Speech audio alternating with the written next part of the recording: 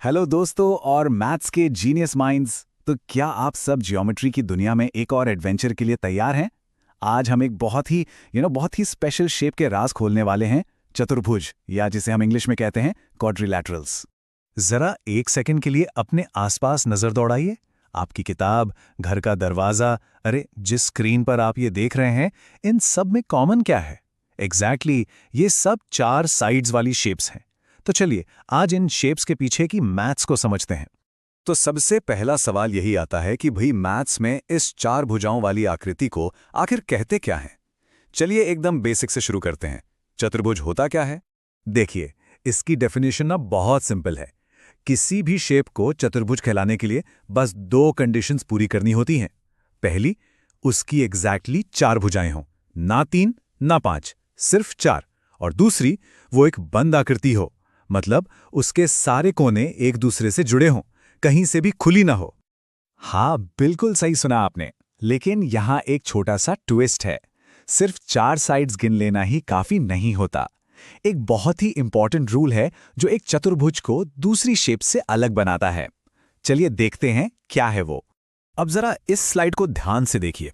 Left side पर हमारे पास एक परफेक्ट क्वाड्रिलैटरल है, चार भुजाएं, और ये पूरी तरह से बंद है। अब राइट साइड पर देखिए, ट्रायंगल तो चतुर्भुज हो ही नहीं सकता। क्यों? क्योंकि उसकी तो सिर्फ तीन भुजाएं हैं। और जो नीचे वाली शेप है उसकी चार भुजाएं तो हैं, लेकिन देखिए वो एक तरफ से खुली हुई है, इसलिए ये भी चतुर्भुज नहीं है। तो याद रखिए, शेप का क्लोज्ड होना यानी बंद होना सुपर इंपॉर्टेंट है। ठीक है, तो अब जब हम बेसिक्स समझ गए हैं तो चलिए चतुर्भुज फैमिली के दो सबसे फेमस मेंबर्स से मिलते हैं, आयत और वर्ग, यानी रेक्टेंगल्स और स्क्वायर्स। इनकी कुछ खास प्रॉपर्टीज हैं जो इन्हें बहुत स्पेशल बनाती हैं। तो एक आयत यानी रेक्टेंगल को पहचानेंगे कैसे? इसकी तीन मेन प्रॉपर्टीज हैं। पहली, इसके चारों कोने बिल्कुल एल शेप के होते हैं, यानी 90 डिग्री के, जिसे हम समकोण भी कहते हैं। दूसरी बात, इसकी आमने सामने की भुजाएं हमेशा ऑलवेज एक दूसरे के बराबर होती हैं। और तीसरी, ये आमने सामने की भुजाएं पैरेलल भी होती हैं, मतलब रेल की पटरी की तरह, जो कभी एक दूसरे से जाकर नहीं मिलती। रेक्टेंगल का एक और मैजिक ट्रिक है जो इसके डायगोनल्स में छिपा है। डायगोनल्स क्या होते हैं? वो सीधी रेखाएं जो ऑपोजिट कोनों को जोड़ती हैं। तो एक रेक्टेंगल में ये दोनों डायगोनल्स हमेशा लेंथ में बराबर होते हैं। और मजे की बात, जहां वो एक दूसरे को काटते हैं ना, वो पॉइंट उन दोनों को ठीक आधे आधे हिस्से में बांट देता है।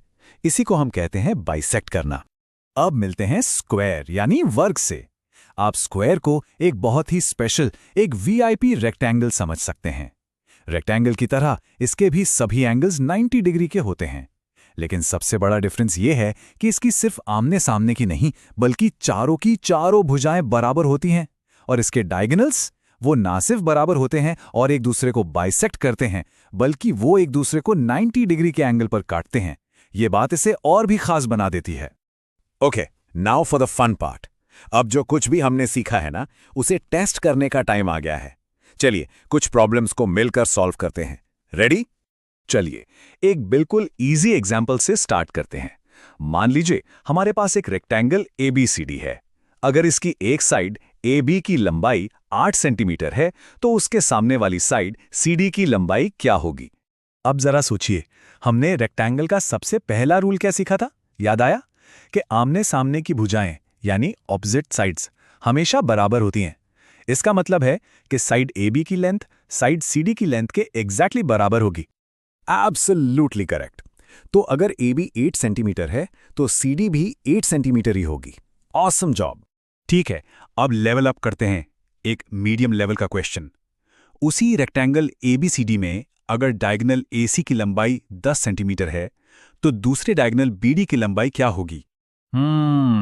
इस सवाल को सॉल्व करने के लिए हमें रेक्टेंगल की डायगोनल्स वाली प्रॉपर्टी याद करनी होगी। हमने क्या सीखा था कि एक रेक्टेंगल में दोनों डायगोनल्स हमेशा लेंथ में बराबर होते हैं। तो इसका आंसर तो बहुत ही सिंपल है, क्योंकि डायगोनल AC डायगोनल BD के बराबर है, तो BD की लंबाई भी 10 सेंटीमीटर ही होगी। ब्रिलियंट। ऑलराइट, अब एक मजेदार ब्रेन टीजर। ये सवाल आपकी लॉजिकल थिंकिंग को टेस्ट करेगा। क्या कोई ऐसा चतुर्भुज हो सकता है जिसके चारों के चारों एंगल्स 90 डिग्री के हों, लेकिन फिर भी वो एक रेक्टेंगल ना हो? हाँ, जरा ध्यान से सोचिए। इसका जवाब है नहीं। It's impossible.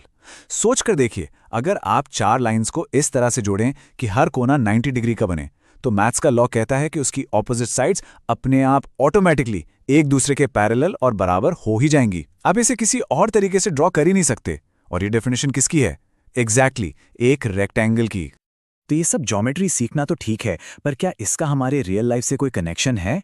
Well, of course. चलिए पता लगाते हैं कि ये मैथ्स हमारी दुनिया में कहाँ-कहाँ छिपी हुई है। अरे, क्वाड्रिलैटरल्स तो हर जगह हैं। आपके कमरे का दरवाजा, खिड़की, ये सब रेक्टेंगल्स हैं।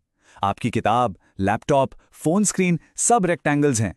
चेस बोर्ड एक बड़ा सा स्क्वायर है जो छोटे छोटे स्क्वायर से बना है। जमीन पर लगी टाइल्स और दीवारों की ईंटें भी तो स्क्वायर या रेक्टेंगल ही होती हैं। ये शेप्स हमारी दुनिया को बनाती हैं।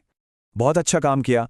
अब एंड करने से पहले ये मेक श्योर कर लेते हैं कि ये सारे कॉन्सेप्ट्स आपके दिमाग में एकदम क्रिस्टल क्लियर हो गए। तो time for some practice and revision. एक कॉमन मिस्टेक जो स्टूडेंट्स अक्सर करते हैं वो ये है कि वो बस 4 साइड्स देखते हैं और उसे चतुर्भुज बोल देते हैं। लेकिन हमारा गोल्डन रूल क्या है? The figure must be closed. आकृति बंद होनी चाहिए। ये छोटी सी डिटेल सब कुछ बदल देती है, इसे हमेशा याद रखिएगा। अब बारी है आपकी प्रैक्टिस की। यहाँ कुछ क्वेश्चंस हैं।